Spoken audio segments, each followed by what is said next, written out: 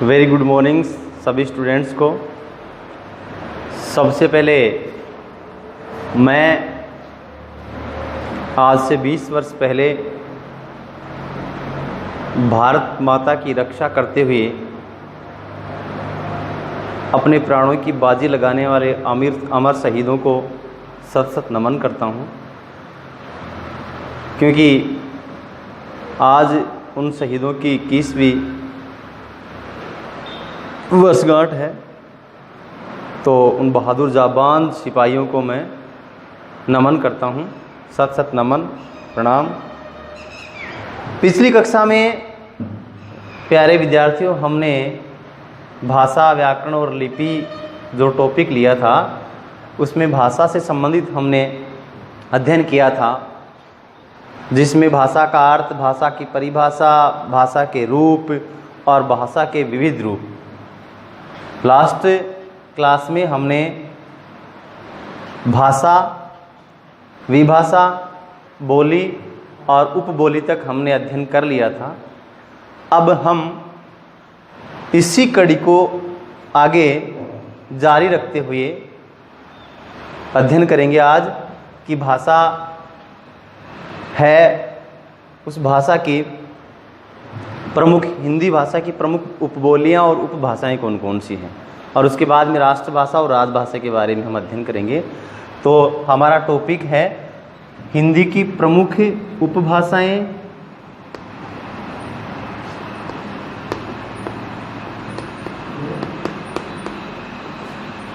एवं उपबोलियाँ,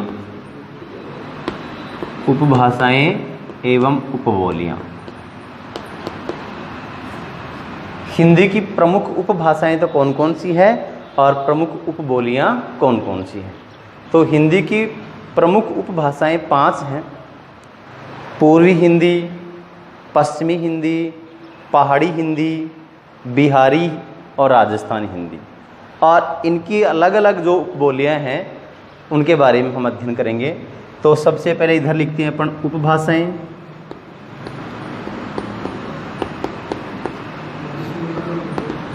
और इधर लिखते हैं उपबोलियाँ।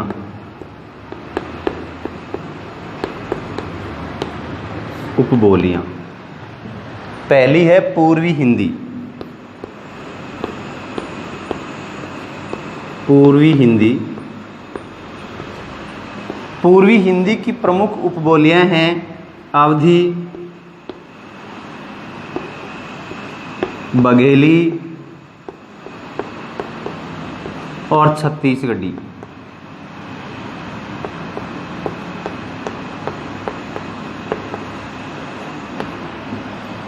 पूर्वी हिंदी की 3 प्रमुख उपबोलियाँ हैं अवधी, बघेली और छत्तीसगढ़ी। उसके बाद में आता है पश्चिमी हिंदी।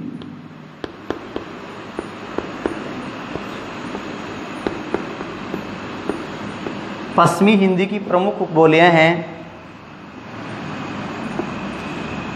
जैसे खड़ी बोली हिंदी,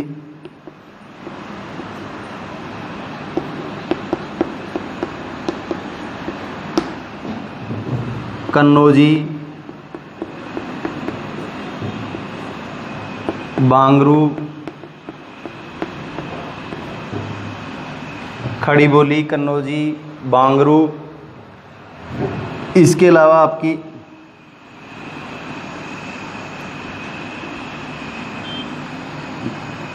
पूर्वी खड़ी बोली, कन्नौजी, बांगरू, ये है आपकी पश्चिमी हिंदी की। और तीसरी आती है आपकी पहाड़ी हिंदी। पहाड़ी हिंदी, और पहाड़ी हिंदी में आती है गढ़वाली, कुमाऊनी। गढ़वाली और कुमाऊनी। फिर आती है आपकी 4 नंबर पर बिहारी, और बिहारी में आता है मैथिली, मगही और भोजपुरी।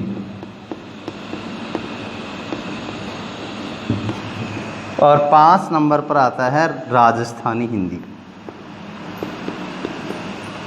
राजस्थानी में आता है आपका मेवाड़ी, मेवाती, मारवाड़ी, शेखावाटी, ढूंढाड़ी ऐसी। तो मेवाती, मारवाड़ी,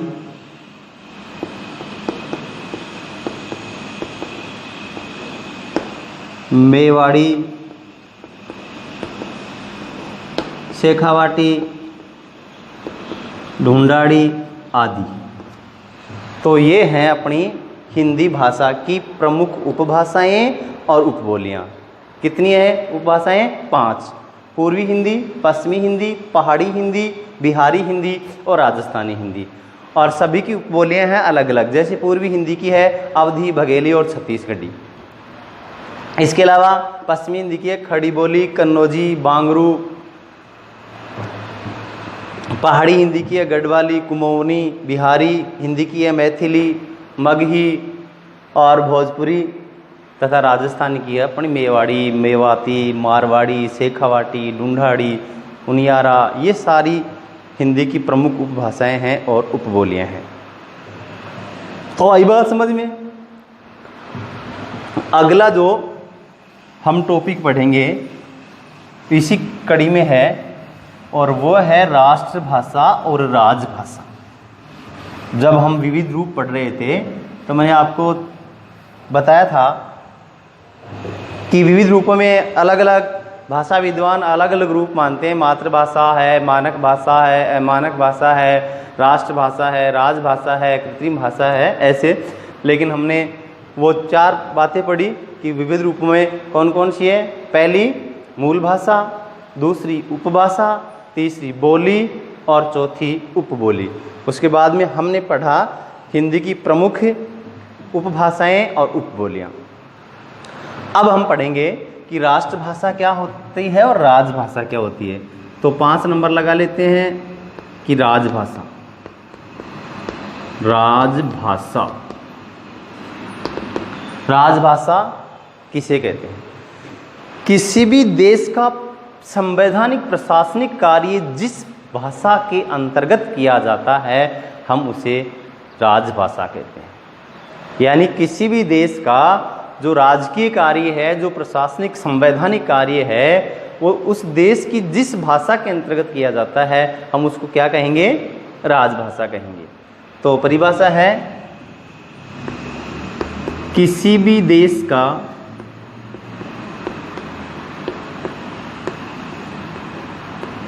संवैधानिक प्रशासनिक कार्य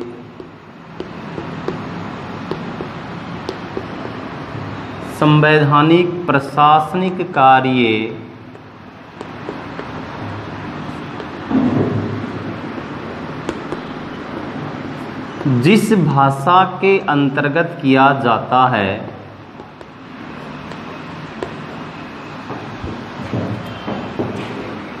जिस भाषा के अंतर्गत किया जाता है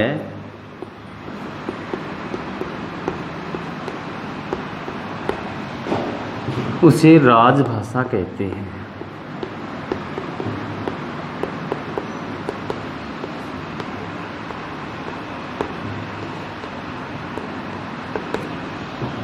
किसी भी देश का प्रशासनिक कार्य जिस संवैधानिक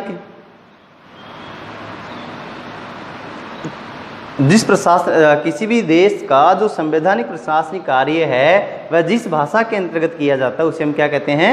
राजभाषा कहते हैं। जैसे भारत की राजभाषा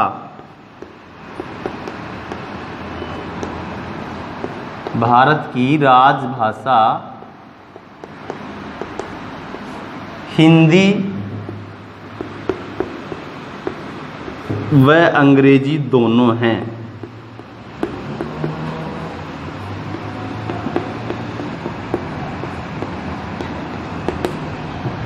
क्यों? क्योंकि भारत का जो प्रशासनिक कार्य है, जो संवैधानिक राज कार्य है, वह हिंदी भाषा के अंतर्गत भी किया जाता है। और जो हिंदी भाषी क्षेत्र नहीं है, जो हिंदी भाषा के बारे में ज़्यादा नहीं जानते हैं, वहाँ हमारा जो कार्य है, प्रशासनिक जो कार्य है, वह अंग्रेजी भाषा में भी किया जाता है। इसलिए हमारी राजभाषा क्या है? भारत की राजभाषा हिंदी और अंग्रेजी दोनों में हमारा प्रशासनिक कार्य किया जाता है। अब थोड़ी सी एक छोटी सी बात है कि 14 सितंबर 1949 को हिंदी को भारत की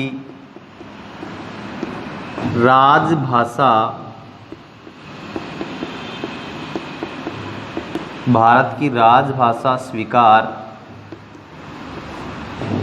किया गया।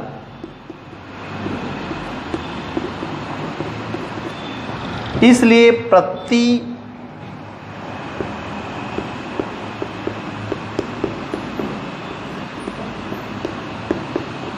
प्रतिवर्ष 14 सितंबर को हिंदी दिवस के रूप में मनाया जाता है।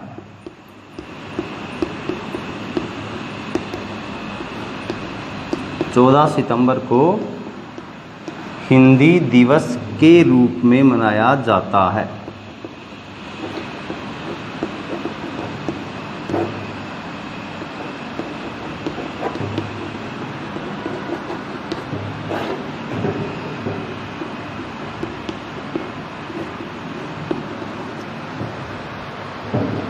तो 14 सितंबर 1949 को हिंदी को भारत की राजभाषा स्वीकार किया गया, इसलिए प्रति वर्ष 14 सितंबर को क्या मनाया जाता है? हिंदी दिवस मनाया जाता है।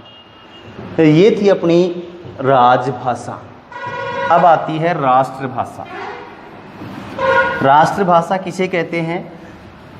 राजभाषा की तरह ही राष्ट्रभाषा की परिभाषा है कि किसी भी देश की एकता और अखंडता को बनाए रखने के लिए उस देश के जन समुदाय द्वारा कोई ना कोई एक भाषा का प्रयोग किया जाता है, और वही भाषा जो उस देश की सारी जनता आसानी से समझती है उसको हम क्या कहते हैं? उस देश की राष्ट्रभाषा कहते हैं। तो हम राष्ट्रभाषा की परिभाषा को इस तरह से स्वीकार करेंगे, इस तरह से समझने का प्रयास करेंगे कि किसी भी देश की एकता और अखंडता को बनाए रखने के लिए उस देश के विशाल जन समुदाय द्वारा प्रयुक्त किया जाने वाला भाषा का स्वरूप या प्रयुक्त की जाने वाली भाषा राष्ट्रभाषा कहलाती है। जैसे कि भारत में अनेक भाषाएं, उपभाषाएं, बोलियां बोली जाती है, लेकिन जब देश के ऊपर किसी प्रकार की आंच आती है तो देश की एकता और अखंडता को मजबूती प्रदान करने के लिए हम हिंदी भाषा को अपना प्रमुख आधार बनाते हैं, और हिंदी भाषा के आधार पर ही हम अपने देश की एकता और अखंडता को मजबूती प्रदान करते हैं। इसलिए राष्ट्रभाषा की परिभाषा क्या कहलाएगी? राष्ट्रभाषा किसे कहेंगे? यानी किसी भी देश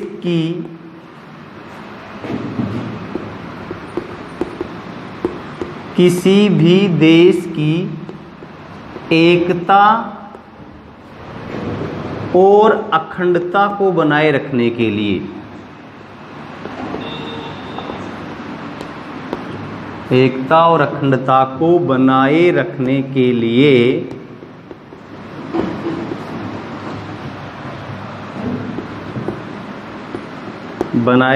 के लिए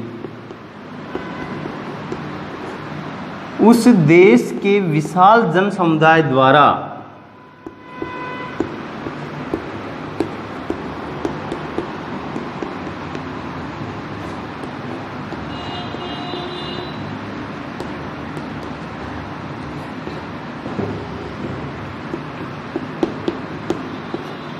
प्रयुक्त की जाने वाली भाषा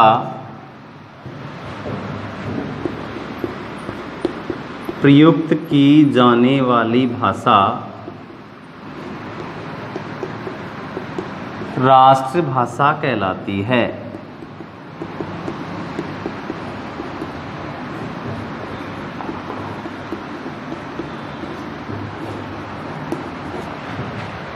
किसे कहेंगे अपन राष्ट्रभाषा? किसी देश की एकता और अखंडता को बनाए रखने के लिए उस जन समुदाय द्वारा प्रयुक्त की जाने वाली भाषा क्या कहलाती है? राष्ट्रभाषा। जैसे भारत की राष्ट्रभाषा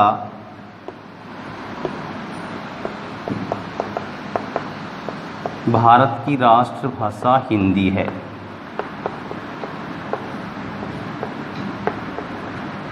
भारत की राष्ट्रभाषा क्या है? हिंदी है। ये था अपना राजभाषा और राष्ट्रभाषा। अब आते हैं, हिंदी भाषा है उस भाषा की प्रमुख इकाई। तो भाषा की जो प्रमुख इकाइयाँ हैं उसे हम क्या कहते हैं, यानी जो प्रमुख इकाइयाँ हैं वो कौन कौन सी हैं। ठीक है, तो हिंदी भाषा की जो प्रमुख इकाइयाँ होती हैं, देखो एक तो भाषा की प्रमुख इकाइयाँ होती है और एक व्याकरण के अंग होते हैं, व्याकरण की इकाई होती है। तो भाषा के तो प्रमुख अंग होते हैं या भाषा की जो प्रमुख इकाइयाँ होती है वो 5 होती है: ध्वनि, वर्ण, शब्द, पद और वाक्य। जबकि व्याकरण के 4 अंग होते हैं: वर्ण, शब्द, पद और वाक्य। 1 मिनट बंद करो लगे। तो हम आगे बात कर रहे हैं भाषा की प्रमुख इकाइयाँ। भाषा की प्रमुख इकाइयाँ 5 होते, ध्यान रखें। एक तो भाषा की इकाई और एक व्याकरण की इकाई। तो व्याकरण की तो 4 इकाइयाँ होती हैं और भाषा की होती है 5 इकाइयाँ। भाषा की 5 इकाइयों में पहली इकाई है ध्वनि, नंबर 2 पर है वर्ण, नंबर 3 पर शब्द, नंबर 4 पर पद और नंबर 5 पर वाक्य। वैसे ही व्याकरण के अंग की बात करेंगे, व्याकरण की इकाइयों की बात करेंगे तो उसमें 1 हटा दिया जाएगा और 4 व्याकरण की इकाइयाँ बच जाएगी। ध्वनि हटा देने पर वर्ण, शब्द, पद और वाक्य व्याकरण के 4 अंग कहलाएंगे। तो हम बात करेंगे भाषा के प्रमुख अंग या भाषा की प्रमुख इकाइयाँ।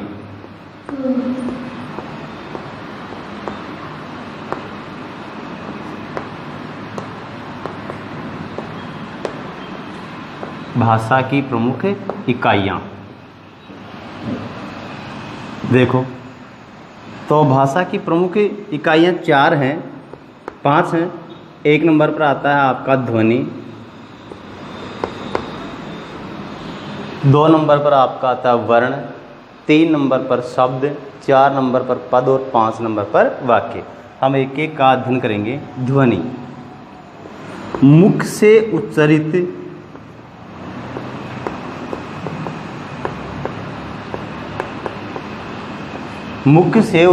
प्रत्येक आवाज़ ध्वनि कहलाती है।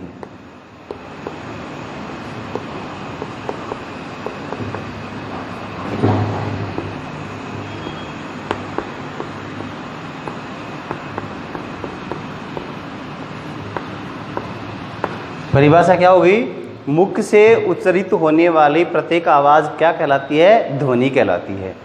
नंबर 2 पर आता है वर्ण। भाषा की सूक्ष्मतम इकाई क्या कहलाती है? या भाषा की वह छोटी से छोटी इकाई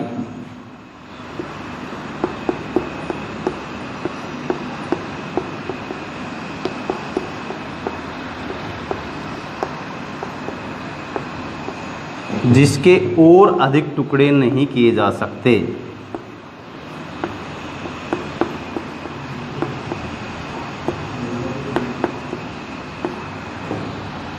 अधिक टुकड़े नहीं किए जा सकते।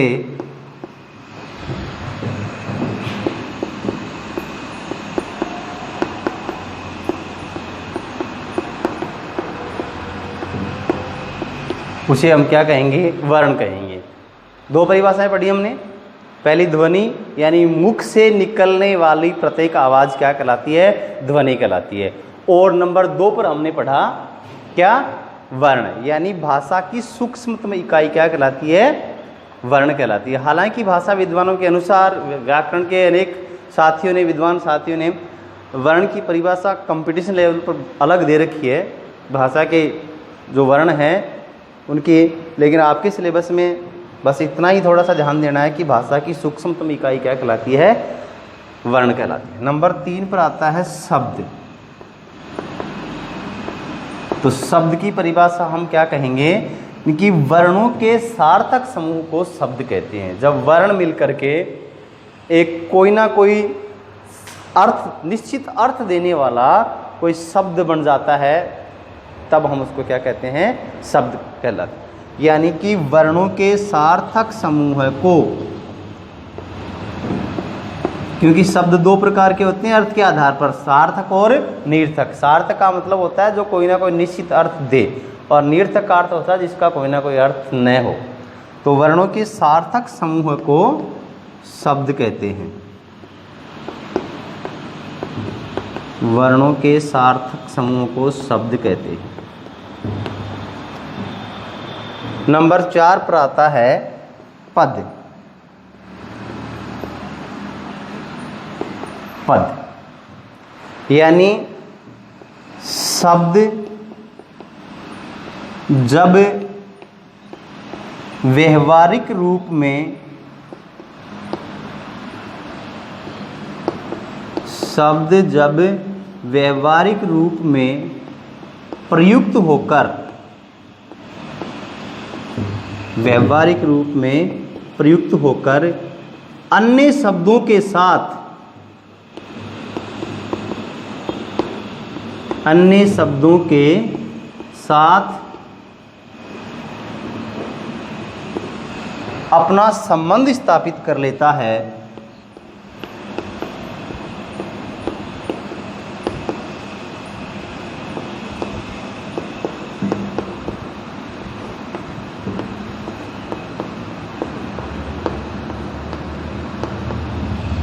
उसे पद कहते हैं। तब वह पद कहलाता है।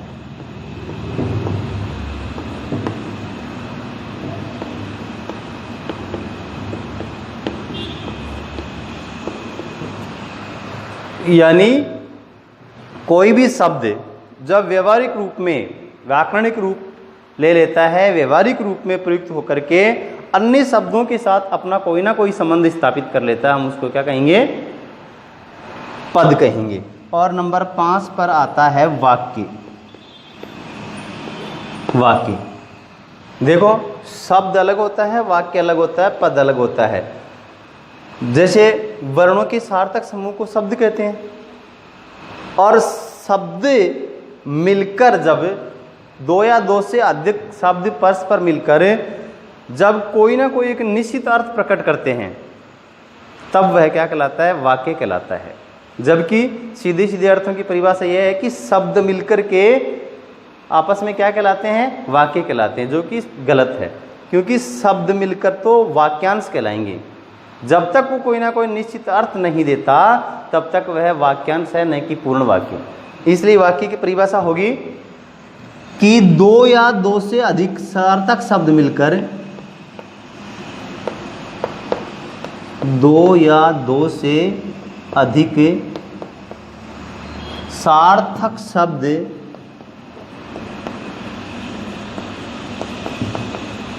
परस्पर मिलकर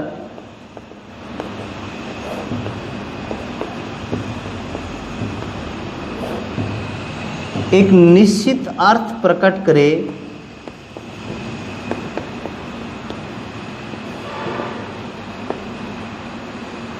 एक निश्चित अर्थ प्रकट करे,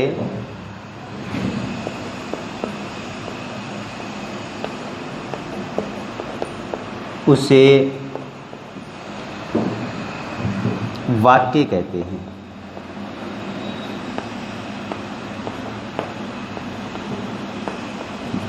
तो ये थी अपने भाषा की प्रमुख इकाइयाँ। 5 इकाइयाँ होती है, ध्वनि, वर्ण, शब्द, पद और वाक्य। सबकी अलग अलग परिभाषा हमने यहाँ लिखी है कि ध्वनि मनुष्य के मुख से उच्चारित होने वाली प्रत्येक आवाज़ क्या कहलाती है, ध्वनि कहलाती है। वर्ण भाषा की सूक्ष्मतम इकाई क्या कहलाती है, वर्ण कहलाती है। शब्द वर्णों के सार्थक समूह को क्या कहते हैं, शब्द कहते हैं। और शब्द जब व्यवहारिक रूप में प्रयुक्त होकर व्याकरण के नियमों का सहारा लेकर के अन्य शब्दों के साथ अपना संबंध स्थापित कर लेता है, तब वह क्या कहलाता है, पद कहलाता है। आगे एक टॉपिक अलग से है पद परिचय, उसके बारे में हम अगला जो टॉपिक होगा पद परिचय, इसमें गहराई से अध्ययन करेंगे कि पद किसे कहते हैं, पद परिचय किसे कहते हैं, पद परिचय किस प्रकार से किया जाता है, संज्ञा सर्वनाम विशेषण क्रिया क्रिया विशेषण आदि के द्वारा हम पद परिचय करेंगे। इसके अलावा वाक्य की परिभाषा है तो दो या दो से अधिक सार्थक शब्द परस्पर मिलकर एक निश्चित अर्थ प्रकट करे उसे वाक्य कहते हैं। तो ये था अपना भाषा का चैप्टर पूरा। अब अगला अपना जो चैप्टर है वो है लिपि। अगले चैप्टर में हम क्या पढ़ेंगे, लिपि।